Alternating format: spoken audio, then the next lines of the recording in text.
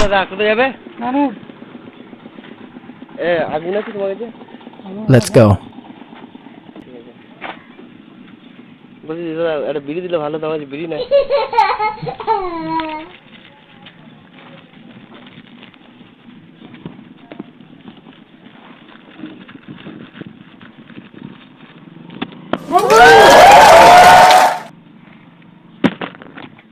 দাদা টাটা।